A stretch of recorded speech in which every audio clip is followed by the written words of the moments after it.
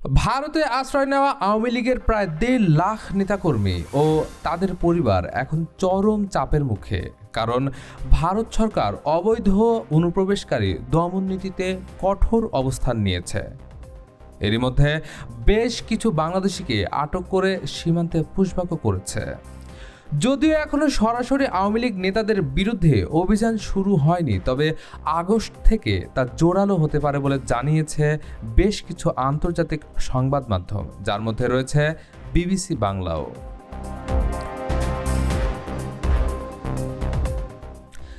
ভারতের আইন শৃঙ্খলা বাহিনী আওয়ামী লীগ নেতাদের পরামর্শ দিয়েছে ভারত ত্যাগ করে অন্য দেশে আশ্রয় নিতে, কারণ ভারতের নতুন অনুপ্রবেশ আইন অনুযায়ী কোনো বিদেশি নাগরিককে আর সেখানে থাকতে দেওয়া হবে না। শেখ হাসিনাও দলের নেতাদের দেশে ফেরার নির্দেশ দিয়েছেন, কিন্তু দেশে রাজনৈতিক নিরাপত্তা না থাকায় অনেকেই সিদ্ধান্তহীনতায় ভুগছেন। পশ্চিমবঙ্গ, ত্রিপুরা, মেঘালয় ও অরুণাচল সহ ভারতের একাধিক রাজ্যে আশ্রয় নিয়েছেন আওয়ামী লীগের কেন্দ্র থেকে তৃণমূল পর্যায়ের নেতারা। এর মধ্যে প্রায় ৫০ জন শীর্ষ নেতা ইতিমধ্যে আমেরিকা ও ইউরোপে পাড়ি জমিয়েছে, বাকিরাও পশ্চিমা দেশে যাওয়ার চেষ্টা করছেন। অন্তর্বর্তীকালীন সরকার বাংলাদেশে আওয়ামী লীগের সকল রাজনৈতিক কার্যক্রম নিষিদ্ধ ঘোষণা করেছেন। এতে করে দেশে ফেরাও এখন অনিশ্চিত হয়ে উঠেছে।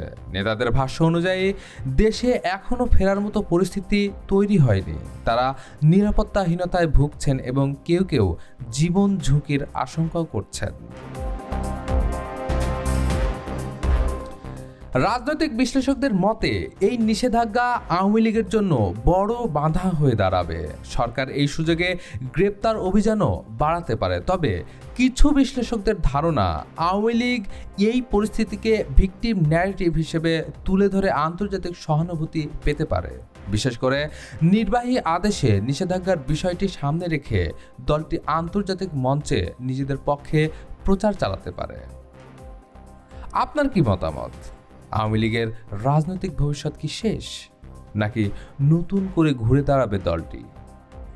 এমন আরও খবর পেতে চোখ রাখুন ডেইলি মিনিটে।